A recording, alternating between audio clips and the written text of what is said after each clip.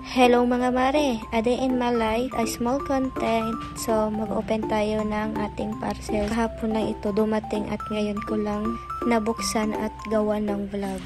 Yan mga mare ay matagal na siya sa aking add to cart at ngayon ko lang siya na order. Bakit ngayon ko lang siya na-order mga mare? Dahil meron akong isang vacuum dati at yun na nga, nasira na siya. So, ibang brand din yun mga mare. So, yan mga mare, medyo malaki na nabili ko at maganda din yung quality niya. Alam nyo mga mare, kapag sa mall kayo, bumili ng ganyan, sobrang mahal mga mare. Kaya nakita ko siya sa Shopee at yun na nga, in-add to cart ko siya at ito mga mare, nandito na siya sa akin, nasa kamay ko na. So sobrang saya ko mare kasi nga sobrang ganda niya sa personal mga mare.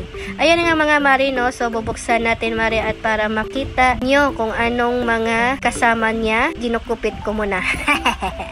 Ayan mga mare. So ayan mga mare, yun yung mga kasama niya mare. So ayan po yung ulo niya tsaka yung straw niya at yan yung mga handle niya. Tapos yung iba naman is nandyan sa loob na nilagay ni seller. Ayan, buksan natin at para makita nyo mga guys. So ayan guys, so yan yung makina niya, yung ulo-ulo niya yan.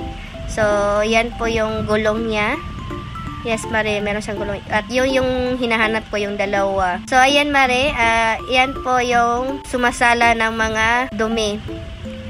So, ayan, mare, sa gusto ng mga ganyan, sa gusto ng vacuum na ito, so, nandyan po sa comment section ko at i-click nyo na at mag-order na kayo. Thank you for watching. Bye-bye!